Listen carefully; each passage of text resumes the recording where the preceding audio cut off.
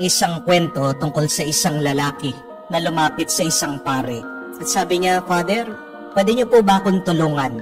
Dahil napakarami ko pong problema. Parang sa lahat ng aspeto ng aking buhay, meron po ako suliranin. Hindi po kami magkasundo ng asawa ko, hindi ako kinakausap ng aking mga kapatid. Hindi ko po nakakatrabaho ng mabuti yung aking mga kasama sa opisina. Marami po akong pinagkakautangan. Pagkatapos ngayon, nalaman ko may sakit pa ako. Parang gusto ko na po magpakamatay, Father. Sabi po nitong lalaki. Ano pong magandang gawin? Ito pong pare, sinabihan siya. Sige, bibigyan kita ng payo. Kaya lang, bago yon, tulungan mo muna ako. Ano pong kailangan kong gawin? Sabi po ng lalaki. Ito kasing nag-aalaga ng mga kambing ko, nagbakasyon. Meron ako mga 100 na kambing. Mamayang gabi, gusto ko bantayan mo lang sila at siguraduhin mo na lahat ng aking mga kambing ay makakatulog. Basta't paupuin mo lang, siguraduhin mo na nakapikit, natutulog yung aking mga kambing. Magagawa mo ba yun? Opo, sabi naman po ng lalaki. Kaya pumunta po yung lalaki doon sa mga kambing at siya po ay nanatili, inaalagaan yung mga kambing. Kinabukasan, pinuntahan po siya ng pare, kinumusta siya. Oh, anong nangyari? Sabi po ng pare sa kanya. Ito pong tao, nagrereklamo. Sabi niya, Father, di po ako nakatulog. Ang sakit-sakit po ng ulo ko. Bakit? Anong nangyari? Kasi po, pag meron mga mangilan-ngilan na kambing na nakatulog, meron naman po mga iba magigising, umaalis. Mahabulin ko po, papatulogin ko yung mga kambing na yon. Pero pag nakatulog sila, yung iba na naman magigising, maglalaro, may kumakain. Talagang gulong-gulo po ako, hindi ko po sila lahat napatulog. Ito pong pare, humingiti. At sabi niya, yun yung gusto kong ituro sa iyo. Tandaan mo ito, walang tao ang walang problema. Habang buhay tayo, siguradong meron tayong problema. At tandaan mo to, hindi lang isa ang problema ng tao. Habang nabubuhay tayo, magkakaroon at magkakaroon ka ng mga problema. Pero bakit ka napapagod? Bakit ka na-stress? Bakit ka nabibigatan? Kasi gusto mo, lahat ng problema mo, magkaroon na agad ng kasagutan. Parang yung ginawa mo kagabi, gusto mo, lahat ng mga kambing ay makatulog. Pero sinasabi ko sa iyo, imposible yun. Tandaan mo to. Minsan sa buhay, ang problema parang kambing. Merong mga kambing na madaling makatulog. Ibig sabihin, merong mga problema na madaling masolusyonan. Meron naman mga kambing matitigas sa ulo. Ibig sabihin, merong mga problema mahirap sagutin. Merong mga kambing na pag sinabihan mo, agad-agad susunod sa iyo. Ibig sabihin, merong mga problema na pag binigyan mo ng oras at panahon, agad-agad matatapos ito. Pero meron din mga kambing na wala kang magagawa kung hindi hayaan mo lang sila. Merong mga problema sa buhay na magkakaroon lang na solusyon kung papabayaan mo lang sila. Tandaan mo ito. Kung gusto mong mabigyan ng kasagutan ng mga problema mo, isa-isahin mo lang. At yung hindi mo kaya, kailangan mong ipaubaya sa mabuting pastol. Sino yun? Yun ang Diyos. Hindi po ba yun din ang paanyaya ng ating Panginoon sa atin? Sa ating nabasang Ebanghelyo, pag tayo'y napapagod na, gusto na nating sumuko, nabibigatan sa buhay, anong kailangan nating gawin? Lumapit lang tayo sa Kanya, ang ating mabuting pastor. At ano po ang ibibigay ng ating Panginoon sa atin? Hindi daw niya aalisin ang problema. Bibigyan ka lang niya ng kapahingahan. Pagkakalooban lang niya ang iyong kaluluwa ng kapayapaan. Bakit hindi inaalis ng Diyos ang ating problema? Kasi tandaan niya po ito, mga kapatid. The purpose of your life can be seen in your problems. Alisin mo ang problema, walang kahulugan ang buhay mo. Bakit ang tawag natin sa meaning kahulugan? Diyan mo hinuhulog ang iyong oras, ang iyong lakas, ang iyong buhay. Ano po ang inyong mga problema? Diba ang inyong trabaho? Diba ang inyong pamilya? Diba ang inyong kalusugan, pangangatawan? Alisin mo ang problema mo sa iyong pamilya. Wala kang pamilya. Hindi po. Alisin mo ang problema mo sa iyong trabaho. Wala kang trabaho. Alisin mo ang problema mo sa iyong pangangatawan. Wala kang katawan. Tandaan niyo po yan. Kung ano ang problema mo, yan ang kahulugan ng buhay mo. Magpasalamat ka, may problema ka. Ibig sabihin, meron kang gagawin dito sa mundo. Pag wala ka ng problema, ano pang gagawin mo? Para saan pa ang buhay nito? Saan patungo ang iyong buhay? Pero bakit nga nagiging mas mabigat, mas mahirap ang ating buhay? Dahil pinagsasabay-sabay natin ang ating mga problema. Isa-isa lang. One at a time. Amen?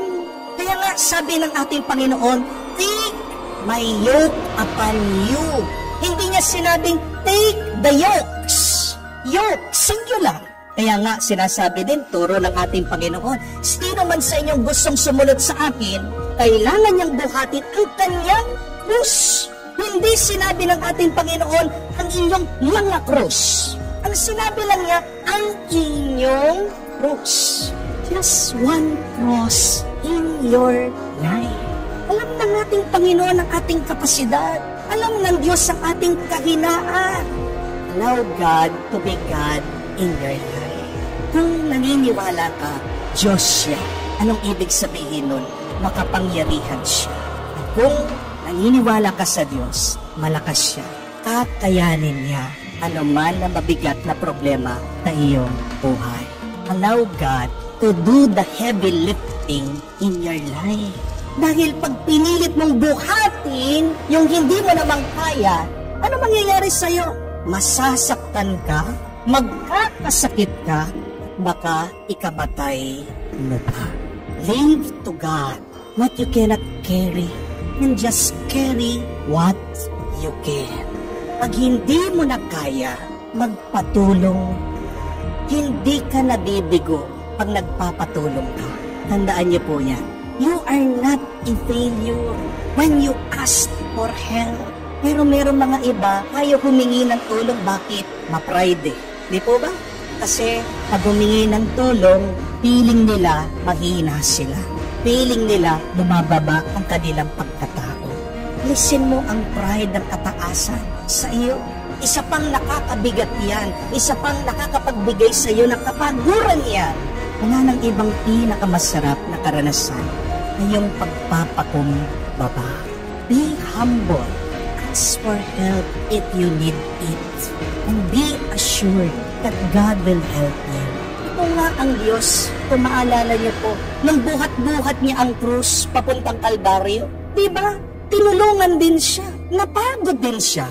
Ano pong pangalan ng tao na tumulong kay Jesus na nagbubuhat siya ng krus? Si Simon Cireneo. Hindi po ba?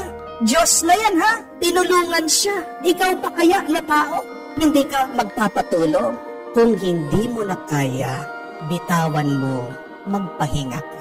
Tumawag ka sa Diyos at maniwala ka na darating siya para tulungan ka. Kaya nga, meron tayong expression, hindi po ba? Anong palagi natin sinasabi? Pag sayid na tayo, pag hirap na tayo, pag gulong-gulo na ang ating isip, agad natin sinasabi, bahala na. Di po ba? Anong ibig sabihin ng bahala na? Bahala na. Parang pinapakubaya mo sa Diyos, Lord, ikaw lang bahala. Pero yung mga bata ngayon, anong sabi nila? Bahala na si Batman. Totoo ba si Batman? Gawa-gawa lang si Batman. Di po ba? Ano po yung ibig sabihin ng expression na yon? Kasi daw si Batman, matalino. Meron pang mas matalino at mas makapangyarihan kesa kay Batman. Yan ang Diyos. Pero sana, pag sinasabi mo, yung mga salitang iyon, bahala na ang Diyos. Alisin mo na yung iyong pagkaalala. Alisin mo na ang iyong pangamba. Alam niyo po, marami sa atin nagkakasala. Bakit? Kasi palagi nating sinasabi, naniniwala ako sa Diyos, nagtitiwala ako sa Diyos. Pero palagi naman silang natatakot. You are sinning. When you say you believe in God and yet you are still afraid. You're still anxious in life. Pag sinabi mo sanang bahala ng Diyos, naniniwala ka sa Diyos, nagtitiwala ka sa Diyos, sana sa iyong puso't damdamin, himik na, payapa ka na, nakakapagbigay na sa iyo yan ng kapahingahan. nang po minsan merong lumapit sa akin. Sabi, Father, pabalik-balik na lang ako sa psychiatrist dahil po dito sa aking problema. Bawat naaalala ko po itong ginawa ng aking asawa sa akin, talagang nanginginig po ako.